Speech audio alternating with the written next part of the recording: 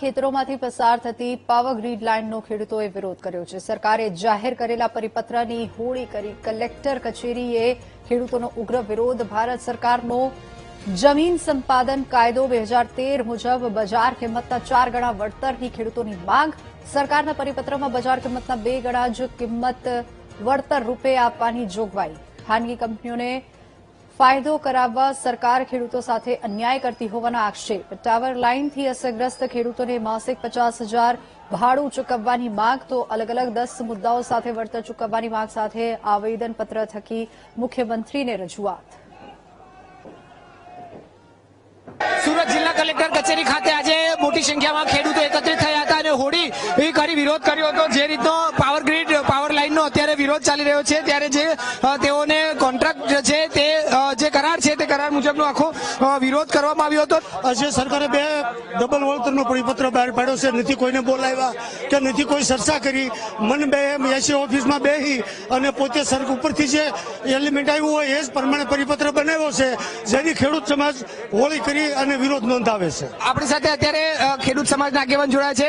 જયેશભાઈ, અત્યારે આ શેની હોળી કરાઈ છે અને કઈ બાબતનો વિરોધ? ખાસ કરીને ગુજરાત સરકારે જે પરિપત્ર કર્યો છે વીજ ટાવર માટે 2 ગણા વળતરનો, એ ખેડૂતોને મંજૂર નથી। અમારી સ્પષ્ટ માંગણી છે કે બજાર કિંમતના 4 ગણું વળતર મળવું જોઈએ, એટલે આ પરિપત્રની અમે હોળી કરી છે। આવનારા દિવસોમાં જ્યાં સુધી 4 ગણું વળતર ન મળે ત્યાં સુધી સુરત જિલ્લાના દક્ષિણ ગુજરાતના ખેડૂતો કોઈ પણ સંજોગોમાં વીજ ટાવર લાઈન લાખવા દેવાના નથી। એના અનુસંધાનમાં આજે અમે આવેદનપત્ર આપવા જઈ રહ્યા છીએ। તમે જણાવશો અત્યારે હાલ કયા પરિપત્રની હોળી કરી છે ને શા માટે, શું કહેશો?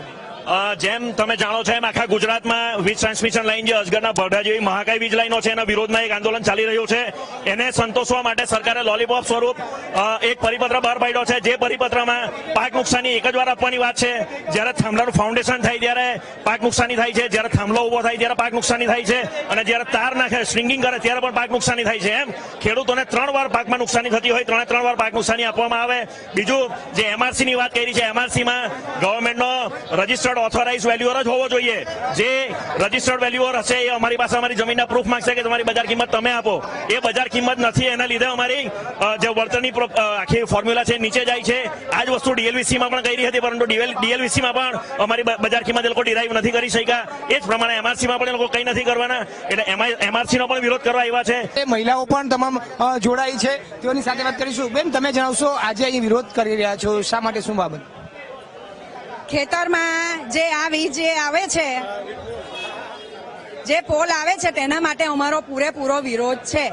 બજાર કિંમત કરતા 4 ગણી તેઓની જે પહેલેથી માંગ હતી તે માંગ સંતોષવામાં નથી આવી અને ખેડૂતો સાથે મીટિંગ કર્યા વગર જ આ પરિપત્ર બહાર પાડી દેવાતા અત્યારે જિલ્લા કલેક્ટર કચેરી ખાતે સરકારે જાહેર કરેલા પરિપત્રની હોળી કરીને ઉગ્ર વિરોધ ખેડૂતો દ્વારા કરવામાં આવી રહ્યો છે। કેમેરામેન દેવેશ સોલંકી સાથે ધ્રુવ સોમપુરા, વીટીવી ન્યૂઝ।